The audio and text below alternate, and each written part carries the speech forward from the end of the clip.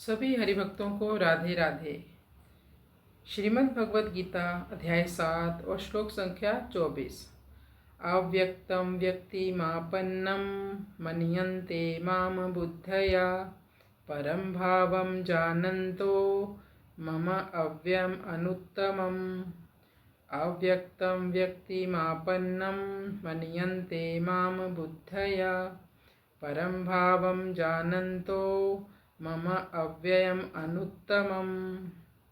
भगवान ने पिछले श्लोक में कहा था, जो लोग देवताओं के उपासक हैं, जो मनुष्य निर्बुद्धि हैं और जिनकी मेरे में श्रद्धा भक्ति नहीं है, वे अल्प मेधा के कारण अर्थात समझ की कमी के कारण मेरे को साधारण मनुष्य की तरह ही अव्यक्त से व्यक्त होने वाला अर्थात जन्मने और मरने वाला ही मानते हैं। मेरा जो अविनाशी अव्यय भाव है अर्थात जिससे बढ़कर दूसरा कोई हो ही नहीं सकता और जो देश काल वस्तु व्यक्ति आदि में परिपूर्ण रहता हुआ इन सब से अतीत सदा एक रूप रहने वाला निर्मल और असंबंध है, ऐसे मेरे अविनाशी भाव को वे नहीं जानते और मेरा अवतार लेने का जो तत्व है उसको नहीं जानते। इसलिए वे मेरे को साधारण मनुष्य मानकर मेरी उपासना नहीं करते बल्कि देवताओं की उपासना करते हैं।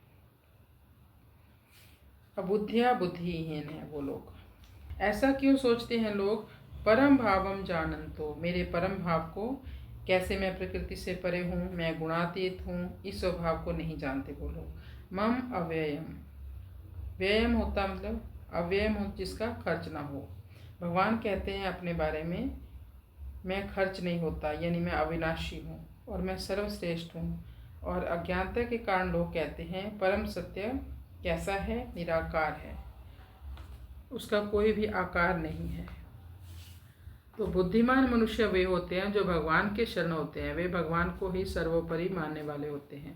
अल्प मेधा वाले मनुष्य वे होते हैं जो देवताओं के शरण होते हैं और देवताओं को अपने से बड़ा मानते हैं, जिससे उनमें थोड़ी नम्रता सरलता रहती है।